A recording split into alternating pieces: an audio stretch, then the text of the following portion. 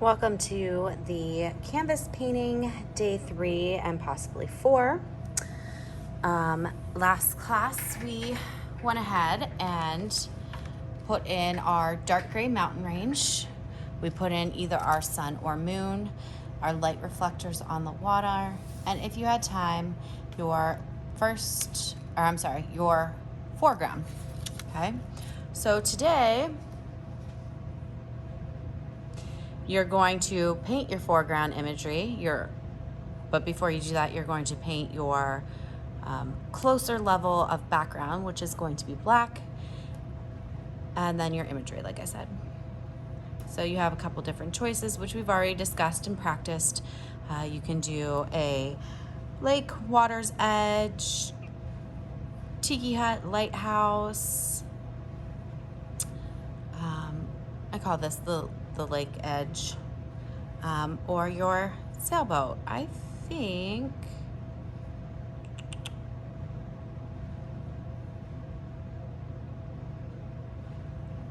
I'm gonna do the tiki hut today.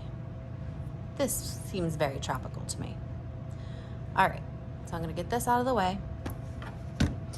And once again, I'm going to let you select your brushes. I have selected the same as yesterday.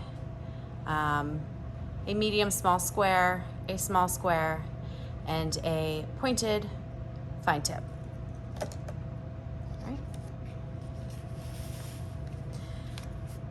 Before I dirty my water, I'm noticing that my sun needs a little TLC, so I'm gonna go ahead and put that second coat on there today. If your water waves also need some work, like if they got away from you and they're pretty thick, we have a couple options. We can get your background color in there. I can give you a complementary color to put in there to sweep and thin out some of your water lines. But really, we need to figure out why your water lines got so thick to begin with, and the likelihood is you're probably using too big of a brush. This is too big for your water lines. Even for me, I was getting thick globs. So that would be a reason that you would have problems with that. Use something like a very small fine tip or a very small square for your water lines. Also, you can dilute your paint a little bit. It's gonna give it a very fluid feel, and it's gonna let you spread that real thin horizontally to make it look or mimic water. I'm gonna clean that out.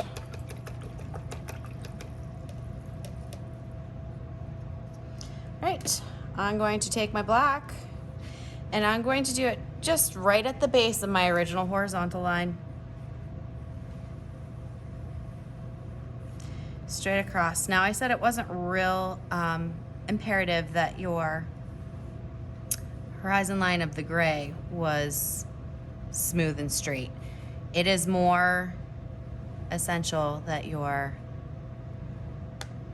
black line here, your horizon line, is straight across and it is not bumpy or jagged or it's smoothed out. So I'm going to put in my rolling hills. I'm not going to make these go real high. You could have them maybe a peak or so go above your gray, but for the most part, you want them to be lower than your gray because they are closer to the viewer than the further background behind it. So these are closer. They're probably a little bit more shallow.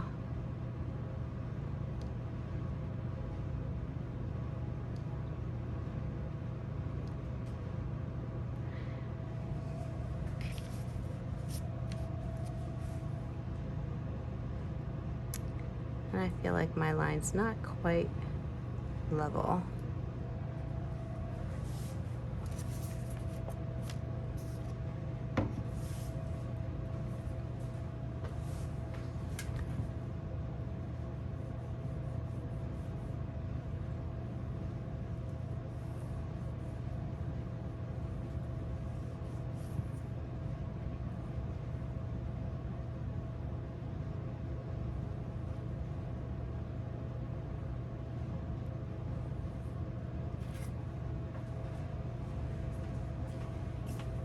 And you can't really tell, but what I did there is I walked around to the other side of my canvas to get a good angle for that line there.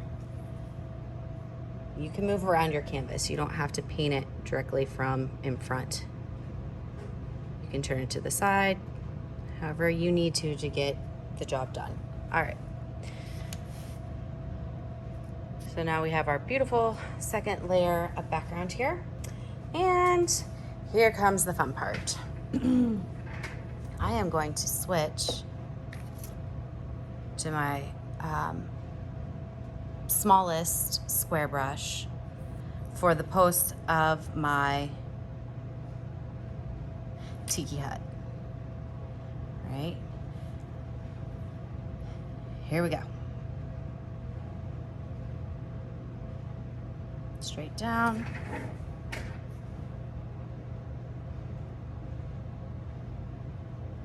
Straight up. So right now I'm just kind of getting them in there.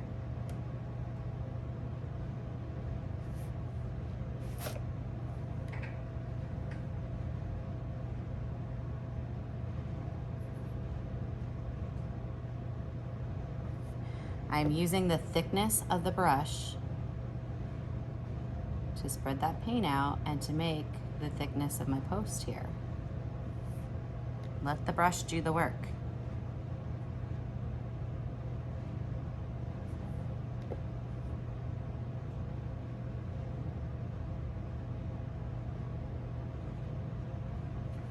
All right, that's a good starting spot.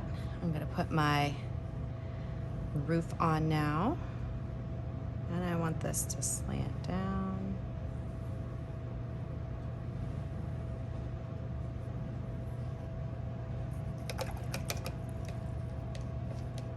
Instead of taking forever with that tiny brush, I'm going to switch over to my larger black, or I'm sorry, my larger brush for the black of the roof, because this is a silhouette and we're not going to really see much. I'm gonna go ahead and put that in.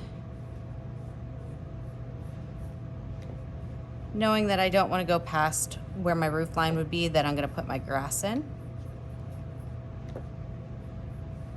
Also, I want to get that edge real nice.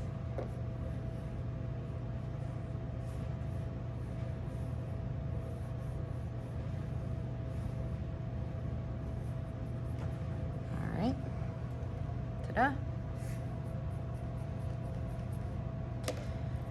Now I'm going to take my smaller brush once again, and we said that with the tiki hut, you're gonna have grass coming off the top, so I'm going to let gravity pull these grass blades down.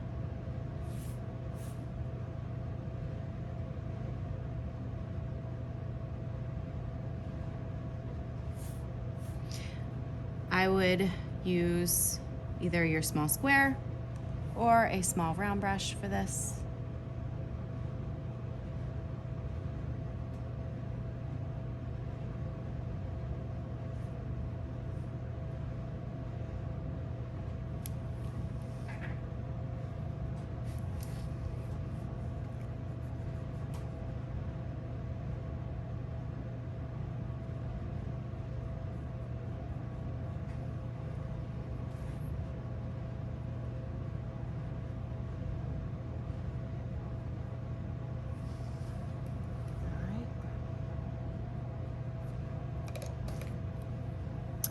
I am now going to go to my small round for my blades of grass. Remember, you're flicking from the ground upward, every which way.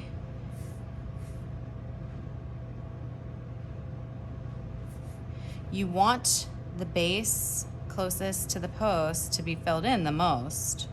Like, you shouldn't see space in between there, so I'm kind of like dotting.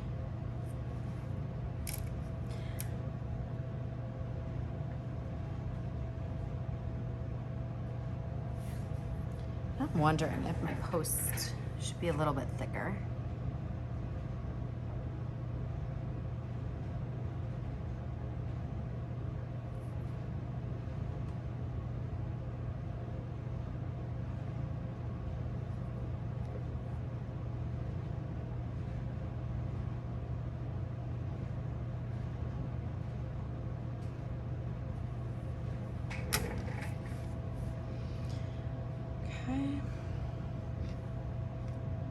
And I'm gonna go ahead and put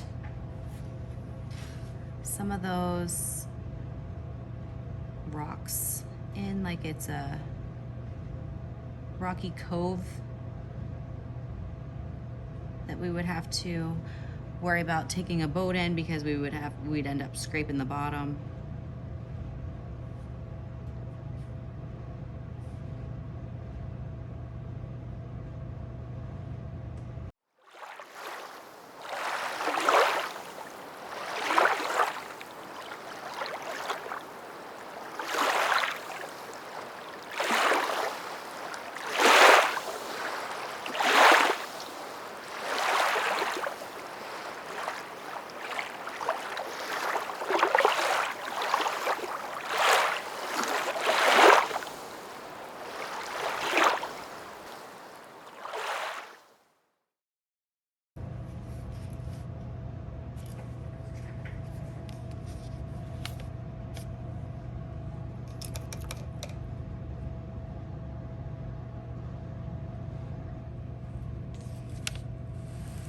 And there you have it.